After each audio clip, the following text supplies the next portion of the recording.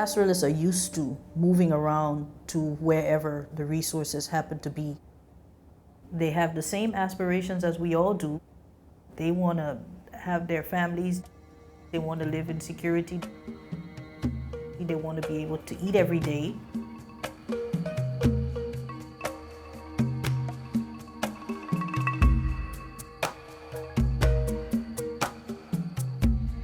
And I dare say that their needs are much, much fewer than ours in the developed world. Pastoralism is a way of life that's based on the opportunistic search for resources. The reaction to that when there's scarcity is to protect what you have. And so there's continuous conflict between pastoralist groups.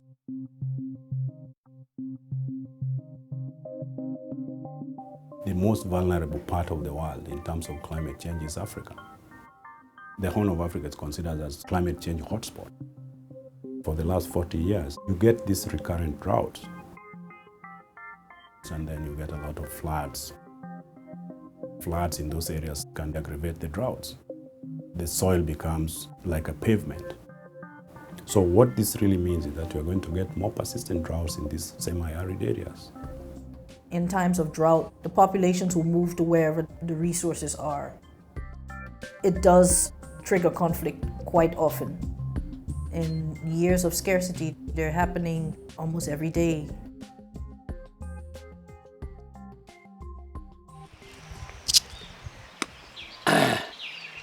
Ani saraganyo ako marakora. Irapanyang. Ikizuri nga kida kanianya. Bi kul bawalu nga ora kanianya. Kaya kenchanya musu anga iwaran. Ba kaya nakichanya debi iwaran. Ba na hang. Bi kubushanyo bei. Ba na challa. Kiwa gere ha. Kira boy melesete na kira boy kiwa gere ha. Na gere chinga na bitiwa gere ha ka ni boy challi. Ba now ni koi chuk na kuntuno na koi nga aha dali ele ameringa.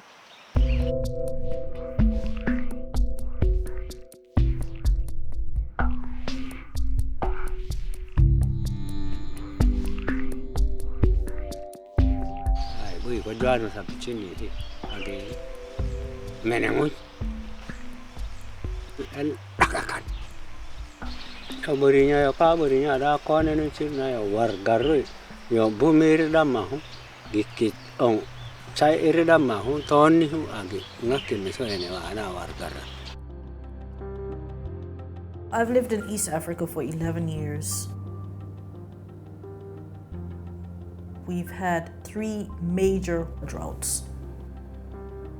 We have also minor drought years where there's localized droughts. The populations never have time to recover. We've got increasing variability of rainfall, and that's quite well documented. We see it from year to year, season to season. You can have a heavy downpour in one area and 10 kilometers away, no rain at all. It's not a conjecture, it's not a theory, it's there.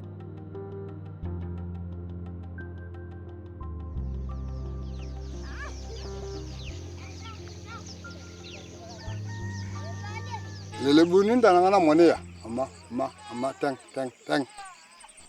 Hadina jabale ba guru kala ka da aguru ne tepi lebulu ba be jini ngi kala pata akal na jana na munne ne tawta wa nguma na jo de gila to kana ibere ni yo rang mare ibere tata yinya akorro ni podin ni ba mana riya na jo be tuni akal ne mo ko do la kare ko kula ni da ne munne tara akorro nya akata jika da to ko to. Observation which the locals are making is becoming very important. They have been using their indigenous knowledge to adapt to these droughts. They relied mostly on the natural cycles. The seasons were more specific. What you hear from the pastoral communities is that they no longer understand the seasons well. The wind patterns have changed. That is actually becoming a very important aspect of science itself. Some people call it indigenous science.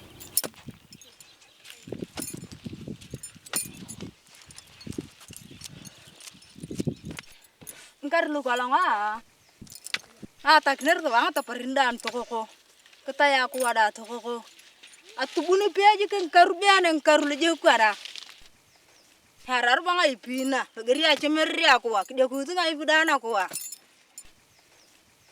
gerro bani wa kini ngai panyere mo kene to gerlo ton akorajet aina bala moni ya ko mo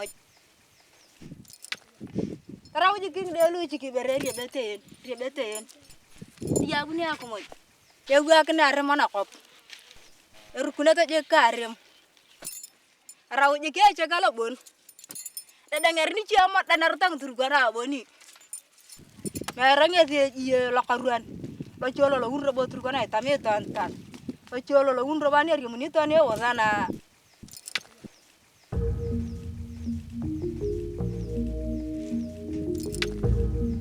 Pastoral communities, once it is dry, next thing they are going to do is to move to the marginal areas of the desert. And with time, they are going to overgraze those areas. And that is going to feed back. So those are going to be turned into semi-arid with time. The other thing is population. There are scarce resources, but then the demand is very high. There's serious competition for pasture now, because the grazing areas are getting squeezed.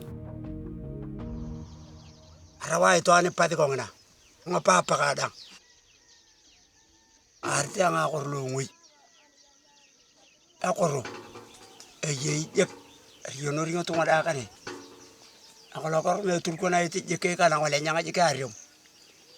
Arium mere, tungoy kiniti jalo niya. Kami ati niya ramuturium ko ni barilo niya ka. Jigile te rubalo niya.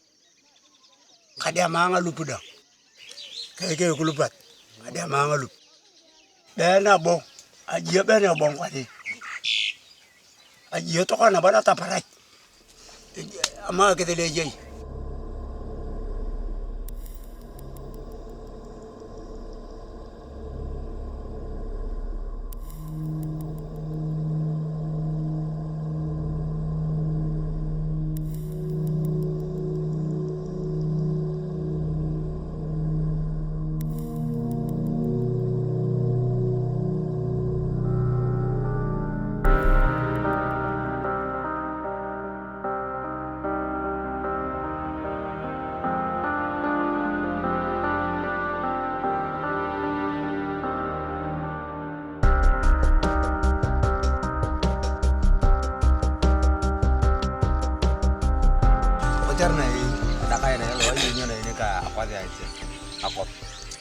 Ame na biyo to maraya ka che na kana beru ko polugni wana chana ga na ko panaga mo mo guntur go turgana je mo guntur ya akop we cha je ke na ku we cha je ko wana we je na ku we je ko to ko wada lu ko ni pio ko lu pije ne ge de pio ko cha je ko rometo ko je ne je ka da je ka je ngoto je ku lu chi je ko ko lu ko ngi ana ang baren nage ruang tu ngi yang baren je kene tuwe ken teje ko lojo ko na wa ko dengan da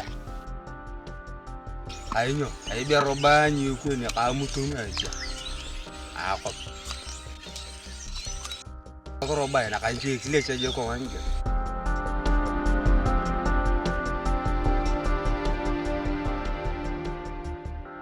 What we're seeing in Kenya, Ethiopia, Somalia are climate change conflicts.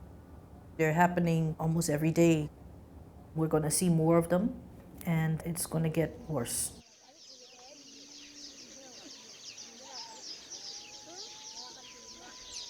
Alo to nek boyele boy kaneke ayi yang karun kan kapei na kopana kotera ne arkare mai arkang baren kudong to nar na ngale nyang ngevi boy na kopakana ngutunga dai herka mai Roba tani ne tangi cha krab roba changa na renga tomonde. Ane rong ibereng ni rong roba cha bala ya tawiri ki robo. Araba robo. Edeke akamu cucaki bereng ini, cucaki roba neni. Ayakaria evikria. Kota kara wana kitikane. Yani ko gini. Ni delu ko dang lo rabto ngarulu. Kamu maleja, kamu nyo. Ketara to apa ko ngin. Ala ringrolu. Baye me jalla ringrolu. Te kon lo kolong. Ala nga kwara de lo kolong ngor te lo kolong ta pa ko.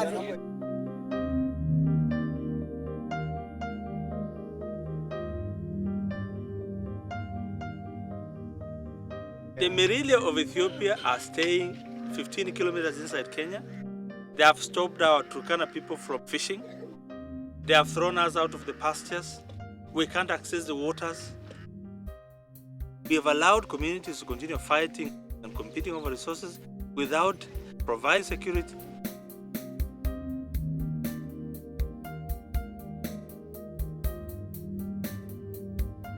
We cannot continue having a situation where Kenyans are being displaced, are made, refugees in their own country.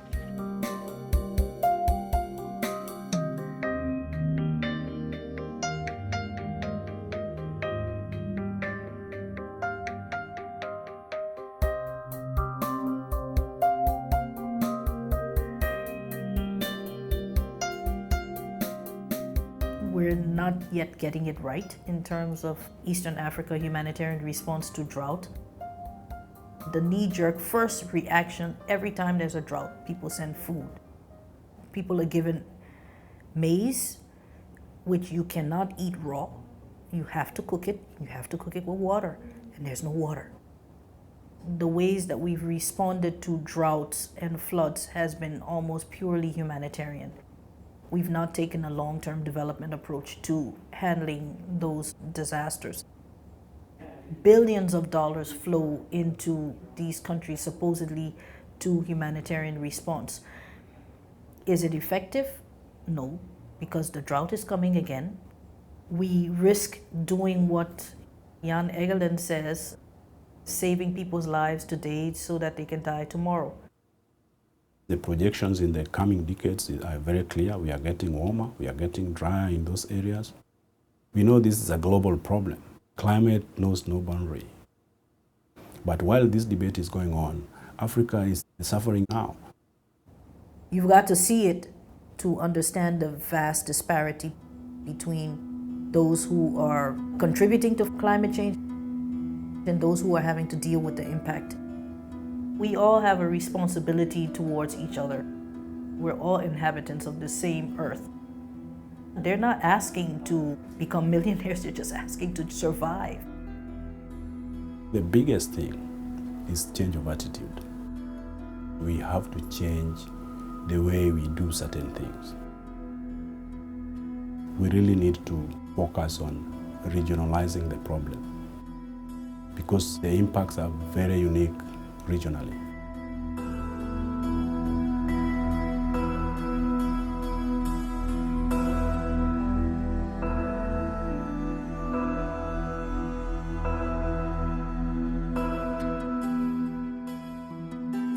Water is the key to resolving many issues. Will water-based conflicts increase? Certainly. But there's all kinds of different solutions. One of the biggest ones is making the plight of these vulnerable people much more visible to the whole world.